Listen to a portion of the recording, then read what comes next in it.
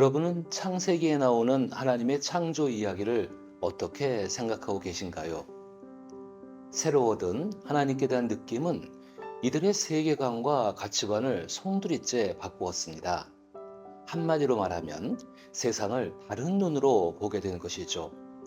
이런 의미에서 시편 104편의 시는 창세기 1장의 창조 기사와 같은 흐름으로 창조주 하나님을 찬양하는 송영의 시입니다. 창세기의 창조 기사는 말 그대로 온 세상이 하나님에 의해서 어떻게 창조되었는지를 보여주고 있다면, 이 시편 104편의 시는 창세기 1장의 창조 순서에 따라 시편 제4권의 하나님의 다스리심이라는 주제에 맞게 하나님의 공의와 인자하신 인격으로 빚어진 창조 질서와 그 목적에 대해 깊이 있게 묵상할 수 있는 시로 보여집니다.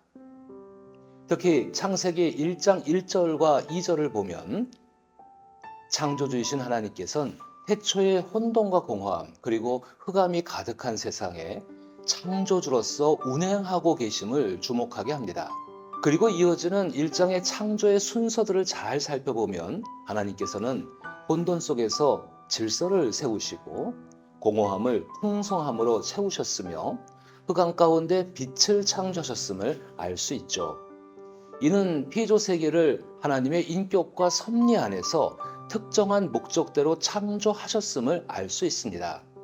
그리고 그 섭리에 따라 이 세계를 다스릴 권한을 하나님의 형상으로 지음받은 인간에게 위임하셨음을 우리는 볼 수 있는데요. 이처럼 성경의 창세 이야기는 하나님께서 지으신 세계와 그 안에서 살아가는 우리가 어떤 기준과 가치를 추구하며 살아가야 하는지를 암시하며 시작됩니다. 그리고 그 암시된 창세 이야기는 시편 104편의 시와 연결되고 있으며 열방을 다스리시는 하나님의 섭리와 인격을 우리에게 전하고 있습니다. 진정한 왕 되신 하나님, 무너진 자리에 다시 일상을 회복시키시는 하나님을 기억하며 어둠 속에 빛을 만드시고 공허함을 풍성함으로 채우시며 혼돈 속에 질서를 세우시는 우리 창조주 하나님의 인격 속에 우리가 어떤 삶의 가치관과 비전을 가지고 살아가야 하는지 시편 104편의 시를 통해 말씀하시는 하나님의 목소리를 함께 묵상해 보길 원합니다.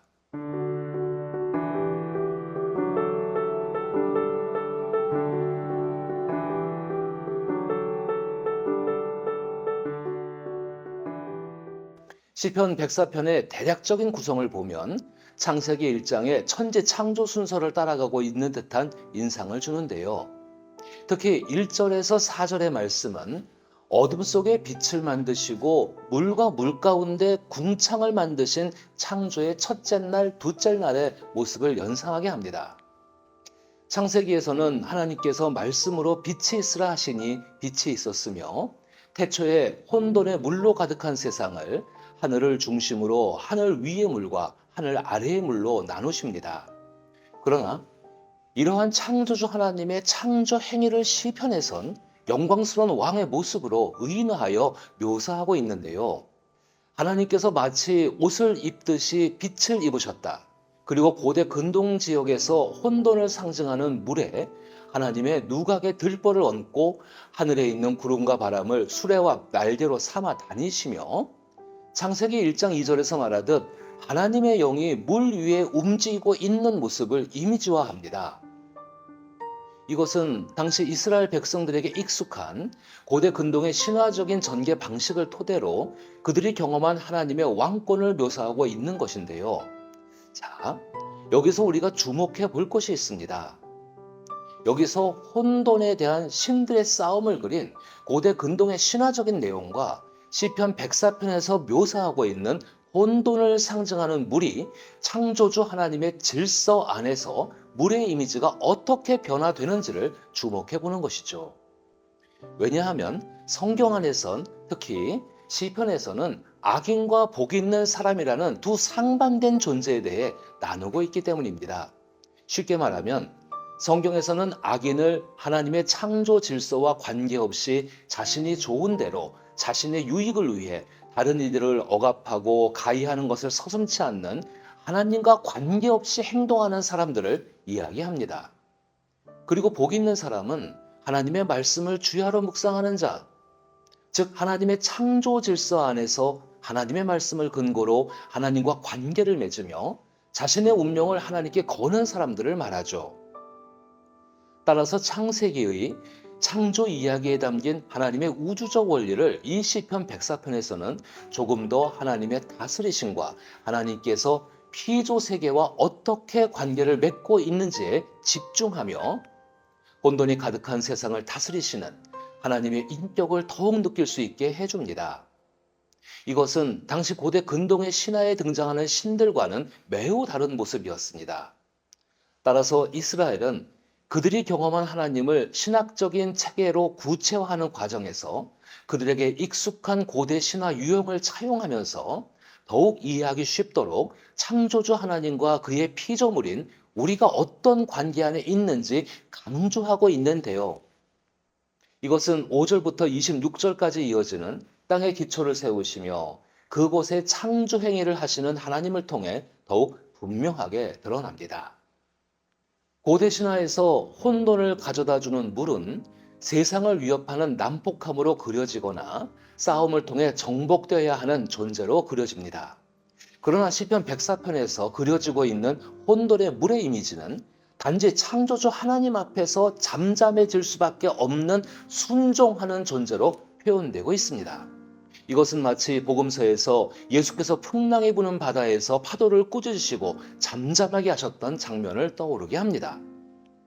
그리고 그 물은 창조주 하나님께서 정해주신 곳으로 흐르고 머물며 하나님께서 만드신 그 경계 안에서 다른 피조물들과 유기적인 관계를 맺습니다. 고대 신화와 다르게 하나님 앞에 잠잠히 순응하는 물은 이제 땅에서 곳곳으로 흘러 세상에 혼돈을 가져다 주는 것이 아니라 들짐승들이 마시고 하늘에 날아다니는 새들이 깃드는 곳이 되고 가축들과 사람을 위한 채소를 자라게 하며 사람에게 유익한 포도주와 기름 그리고 양식을 나게 하는 생명수가 됩니다. 즉 혼돈이 가득한 세상에서 그 혼돈을 다스리시는 하나님께서는 혼돈 가운데 생명을 주시는 분으로 당시 만연한 신관을 완전히 뒤집어 버립니다. 그리고 물이 하나님의 다스림을 받으니 정해진 경계를 따라 물러나 묻히 드러나게 되고 그 땅은 가축과 사람에게 생명을 유지할 것들을 제공할 수 있게 됩니다. 참으로 오묘한 섭리죠. 우리가 믿고 있는 창조주 하나님은 무에서 유를 창조하시는 창조주 하나님을 뛰어넘어 혼란을 다스리시는 창조 행위를 통해 혼돈 속에 생명을 공급하시는 분이라는 것입니다. 이것은 곧 하나님의 창조 활동과 구원 활동이 유기적으로 연결되어 있음을 보여줍니다. 즉 하나님의 창조는 곧 구원과 관련이 있다는 오묘한 섭리입니다. 그리고 19절부터 24절까지는 창조 넷째 날 하늘의 해와 달을 만드신 하나님의 창조 섭리와 피조물들과의 유기적인 관계에 대해 말하고 있습니다. 특히 여기서 주목하고 싶은 한 가지는 바로 흑암을 바라보는 시인의 태도입니다. 창세기 1장 2절에서 말하기를 혼돈과 공허와 흑암의 세상의 하나님은 당신의 창조와 구원 활동을 통해 어둠의 상태는 하나님의 통치가 필요한 태고의 상태로 그립니다. 그리고 훗날 요한은 이 어둠의 이미지를 빛과 어둠이라는 이분법적인 구조 속에서 하나님의 구원이 필요한 상태 혹은 하나님과 반대되는 세력 혹은 속성으로 나타냅니다. 그러나 창세기에서도 나타났듯이 이 어둠이 짙게 깔린 세상은 하나님의 창조 활동을 통해 빛이 비추어지게 되며 이 빛은 생명을 상징하는 요소로 어둠 가운데서도 살아갈 수 있는 생명력을 공급합니다. 이것이 창조주 하나님이 우리에게 친밀하게 다가오신 모습입니다.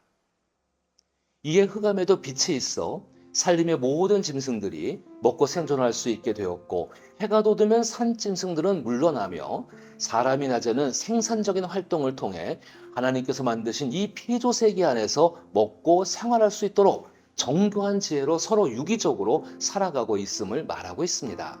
여기서 중요한 것은 하나님께서는 어둠을 제거하신 것이 아니라 어둠 가운데 살아갈 수 있도록 빛을 공급해 주신 분이라는 사실입니다.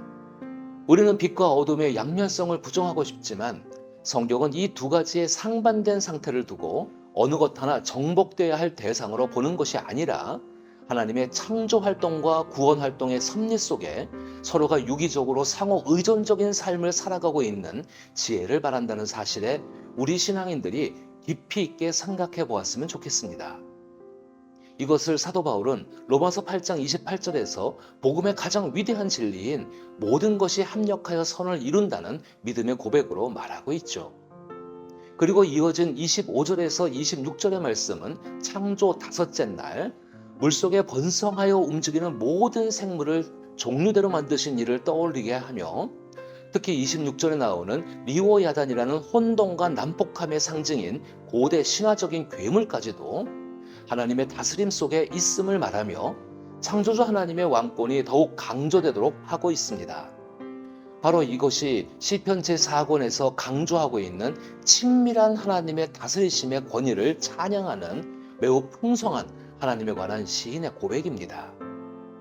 작은 참새 한 마리부터 산에 사는 산양 한 마리, 동굴에 사는 너구리, 밤에 활동하는 산 짐승들, 바닷속에 사는 수많은 물고기와 혼돈을 가져다 준다 생각했던 신비한 신화적 동물, 하물며 이 모든 피조 세계를 다스리라 위임받았던 인간까지 모든 피조물은 결국 하나님의 손으로 지어진 바 되었으며 우리의 먹고 마시는 삶의 모든 것이 오직 하나님께 의존되고 있음을 고백합니다.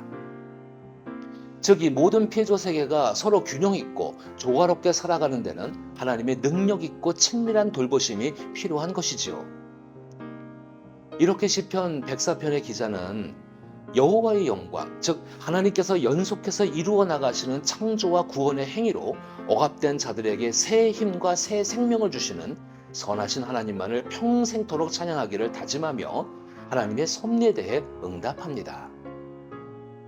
그리고 이 시편의 마지막 구절인 34절과 35절의 간절한 기도인 악인의 소멸에 대한 하나님의 선한 다스림으로 창조의 본래의 모습을 회복되길 바라는 마음은 이 시편 104편에 나타난 창조주 하나님의 일하심을 찬양하며 소망으로 응답하고 있는 시인의 찬양의 계기를 다시 한번 느끼게 합니다.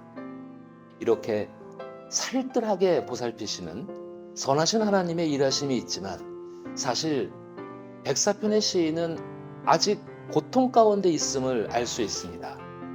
그러나 시인은 이 시편에서 더욱 강조하듯이 창조주 하나님의 창조 활동은 모든 혼돈 속에서 질서를 나타내시며 모든 피조 세계가 서로 상호작용하며 유기적으로 살아가도록 만드셨기에 고통 가운데 있는 시인도 하나님께서 만드신 그 세계 속에서 하나님의 선하신 섭리 속에서 살아가고 있음을 확신합니다.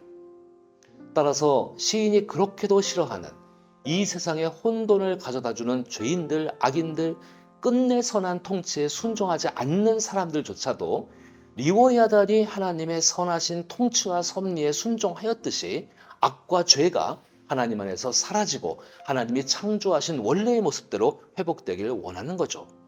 이것은 어둠, 즉 여전히 혼돈과 고통 속에 살고 있는 하나님께 운명을 건 가련한 자들의 기도 소리를 들으시고 구원 활동을 이어가실 하나님을 기대하는 것입니다.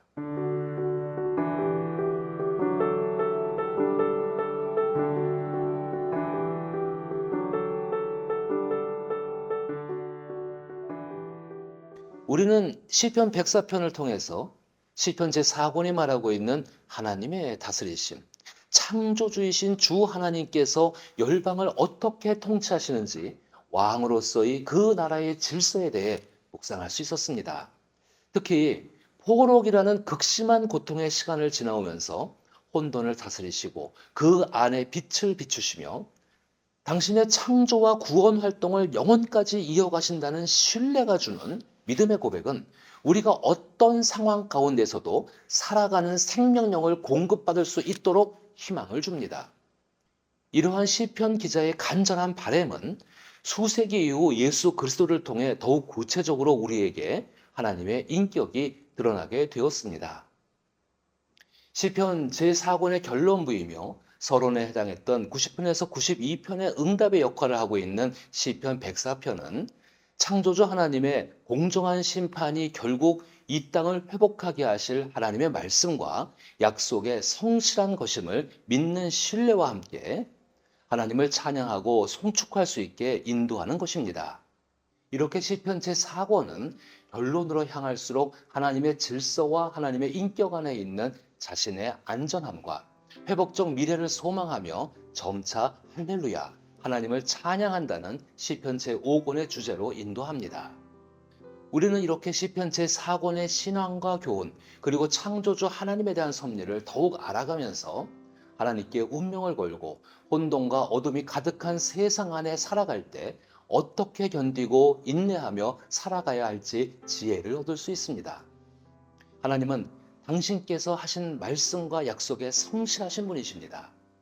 따라서 예수 그리스도를 통해 하나님의 인격을 분명하게 드러낸 것을 기억하며 우리는 여전히 우리의 삶에서 하나님의 회복적 정의를 소망하며 어둠 가운데 빛이 비춰주길 간절히 바라는 응답하는 기도를 드릴 수 있게 됩니다. 예수께서 말씀하셨습니다. 나는 길이요 진리요 생명이니 나로 말미암지 않고는 아버지께로 올 자가 없다고 말씀하셨지요. 이 말씀은 우리 안에 계신 하나님의 창조성을 회복하는 길을 말씀하신 것입니다. 우리는 단순히 우리가 고통 가운데 있을 때 우리의 고통의 순간과 삶의 어둠이 사라지고 해결되기만을 간절히 고대하지만 하나님께서는 우리가 그 어둠 속에서 살아갈 수 있도록 생명력을 공급하시는 일을 예수 그리스도를 통해 계속해서 이어가십니다. 따라서 우리는 예수 그리스도의 모습을 닮아 나의 삶에서 하나님의 나라와 질서를 소망하며 살아갈 때 신비하게도 혼돈과 어둠이 가득한 세상에서 마치 혼돈을 주는 리워야단이 하나님의 다스림 안에서 아주 우스워 보이게 물 안에서 노는 순한 물고기가 된 것처럼 우리의 삶에도 참된 자유와 해방을 느낄 수 있을 것입니다. 따라서 우리는 시편 제4권을 통해 알아야 할 창조주이시자 구원자 되시는 하나님의 인격을 이렇게 정리해 보았으면 좋겠습니다. 디모데 4장 7절에서 바울이 사랑하는 아들이라 부르는 디모데에게 망령되고 허탈한 신화를 버리고 경건에 이르도록 내 자신을 연단하라고 말했듯이 하나님의 창조와 통치를 부정하는 흔한 생각을 버리고 친밀한 왕으로 다가와 계시는 하나님을 가까이 할 수 있도록 우리 자신을 자신의 일상과 공동체 속에서 말씀과 예수를 닮아가는 일에 힘써야 할 것입니다. 이것이 바로 혼돈 가운데 생명을 공급하신 하나님의 형상을 닮은 우리 본연의 모습을 회복하는 일일 것입니다. 하나님은 우리가 어떤 상황 가운데 있을지라도 절대적으로 살아갈 수 있는 새로운 영, 곧 성령과 함께 새로운 힘을 공급해 주십니다.